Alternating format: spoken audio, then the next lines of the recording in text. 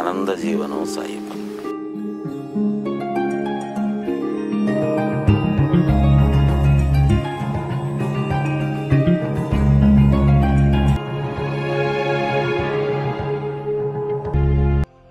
సాయిపదం అని అంటే way of life, way of our understanding. ప్రపంచం పట్ల, మీ పట్ల, మీ చుట్టూ ఉండే వాళ్ళ పట్ల మన దృక్పథంలో వచ్చే ప్రతి మార్పు అది సాయిపదం. అంత చక్కగా ఉన్నాం మనం, ఎంత నిశ్చింతగా ఉన్నాం, ఎంత హ్యాపీగా ఉన్నాం. ఒక సెన్స్ ఆఫ్ సెక్యూరిటీతో, హ్యాపీనెస్తో, ఆనందంగా మనకుండేటువంటి హ్యాపీనెస్ ని 10 మందికి పంచుతూ, ఆ పంచటంలో ఇంకా హ్యాపీనెస్ మనం పొందుతూ మనం ఉండగలిగితే చాలు. అదే సాయిపదం అంటే. సాయి అంటే ఆనందం, నన్ను ఆనంద స్వరూపంగా ధ్యానించు అన్నాడు ఆయన. సాయి అంటే ఆనందం, పదం అంటే మార్గం. This is path of happiness. మనం ఎప్పుడు హ్యాపీగా ఉండటం సాయిపదంలో ఉన్నట్లు లెక్క. హ్యాపీగా ఉండటం. దుఃఖం వస్తుంటుంది, డిస్టర్బ్ అవుతుంటుంది. దుఃఖం ఎందుకు డిస్టర్బ్ అవుతున్నాం మనం? ఇది నిజంగా రీజనబులేనా? నిజంగా అవసరం ఉందా? నిజంగా అంత కష్టం వచ్చిందా నాకు? ఒకసారి ఆలోచించుకోండి. మీకు వదిలిపో, మళ్ళా వస్తుంటుంది, మళ్ళా ఆలోచించుకోండి, మళ్ళా పో. ఈ విచక్షణ కావాలి, ఆ థింకింగ్ కావాలి, ఆ వివేకం కావాలి. అది నిజమైన సత్సంగం అంటే.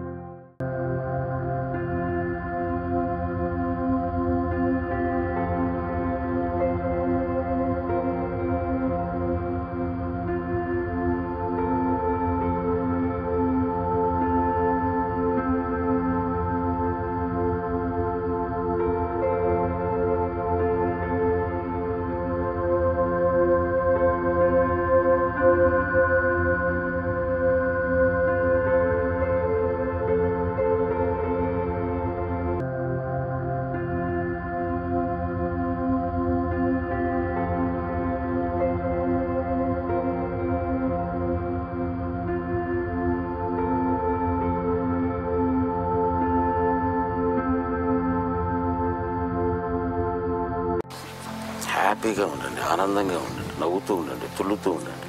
బాబా ఇంత ఇచ్చినా ఆనందంగా ఉండండి. దాన్ని అంత తీసుకొని ఇంకా కావాలని అడుగుతుండండి. ఆనందంగా అడగండి. ఒక బిడ్డ తల్లిదండ్రులకి అడగండి, ఇంకా కావాలని అడగండి. ఎన్నైనా అడగండి, ఎంతసేపు అయినా అడగండి, ఎన్ని రోజులన్నా అడగండి. ఆనందంగా అడగండి. అయితే ఏడుస్తూ అడగండి. అప్పుడు ఆనంద జీవనం సాయిపం. అడిగింది ఇవ్వటం ఆయన శపథం, అడగటం నేర్పటం సాయిపం. రెండు సమన్వయ పడతాయి. ఇప్పుడు అడుగుతూ ఉంటాం, హ్యాపీగా అడుగుతుంటాం. అడిగింది ఇస్తుంటాడు, తినేస్తుంటాం, హ్యాపీగా ఉంటాం, అడుగుతుంటాం. బాబా యొక్క పదం హ్యాపీనెస్ త్రూ హ్యాపీనెస్. ఇది నడిచే మార్గం ఆనందమే, పొందేది ఆనందం, గమ్యం ఆనందం. ఎప్పుడో వచ్చే 2 ఆనందం వస్తుందో లేదో నాకు తెలియదు. ఇప్పుడు మాత్రం ఆనందంగా ఉన్నాను సార్. అందరు హ్యాపీగా ఉండండి. మీరు ఎంత హ్యాపీగా ఉంటే నేను అంత హ్యాపీగా ఉంటాను. చెప్పనా?